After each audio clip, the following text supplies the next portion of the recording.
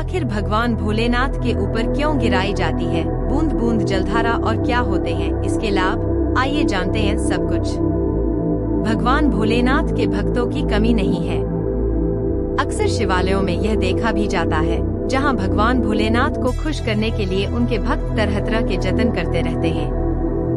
किसी भी शिवालय में जाएंगे तो गर्मी के समय में आपको यह दृश्य अक्सर ही देखने को मिल जाएगा कि भगवान भोलेनाथ के ऊपर एक घड़ा रखा जाता है और उस घड़े से बूंद बूंद पानी गिरता रहता है, या यूँ कहें कि एक जल की धारा लगाई जाती है जो सतत उन पर पड़ती रहती है।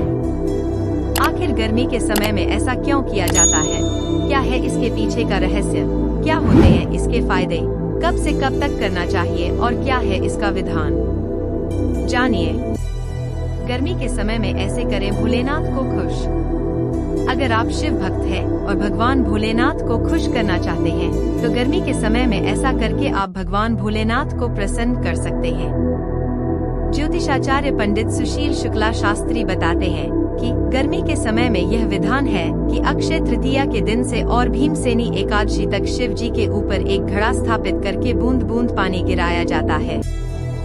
एक जलधारा लगाई जाती है, उसे वसुधारा भी कहते हैं। इसका बहुत ज्यादा महत्व है और इसके काफी फायदे भी हैं। ऐसा करने से भगवान भोलेनाथ प्रसन्न होते हैं और इसीलिए गर्मी के समय में हर शिवालयों में यह दृश्य देखने को भी मिल जाता है।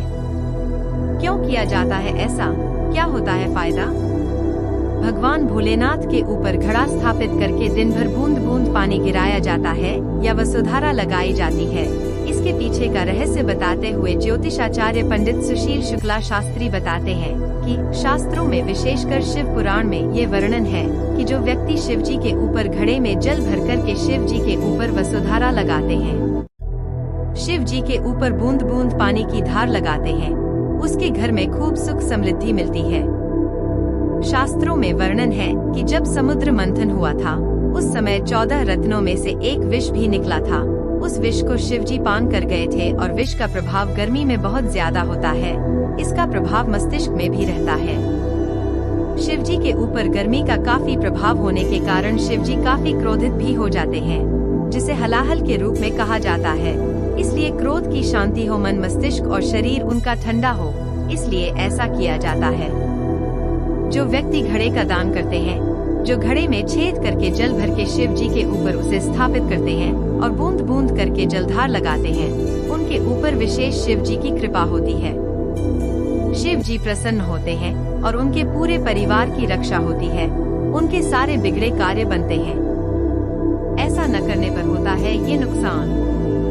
ज्योतिषाचार्य पंडित सुशील शुक्ला शास्त्री बताते हैं कि जो लोग गर्मी के समय में अक्षय तृतीया से भीमसेनी एकादशी के बीच में शिव जी के ऊपर घड़ा रखकर बूंद बूंद जल की धार लगाते हैं, उन्हें पुण्य लाभ तो मिलता ही है, लेकिन जो ऐसा नहीं करते हैं, उनके घर पर शिव जी की दृष्टि नहीं पड़ती है, उनके कार्य नहीं बनते हैं और मन अशांत रहता है। घड़े के दान का भी है विधान। ज्योतिषाचार्य पंडित सुशील शुक्ला शास्त्री बताते हैं कि जो शिवजी के ऊपर घड़ा स्थापित नहीं कर पाते हैं, जलधारा या वसुधारा नहीं लगा पाते हैं, वह लोग गर्मी के समय में घड़े का दान करके भी पुण्य कमा सकते हैं। इसके लिए गरीबों को, पुरोहितों को, पंडितों को, पुजारियों को घड़े का दान करें। पहले घड़ा धो लें, उसमें जल भरें, उसमें सत्तू, शक्कर, छोटा सा सफेद कपड़ा रख कर दान करें।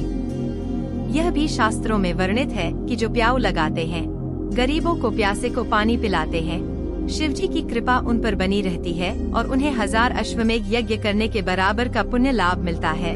इसलिए बूंद बूंद जल गिराने का विधान है या फिर घड़ा दान या प्याऊ लगाने का विधान है। इसका विशेष महत्व है।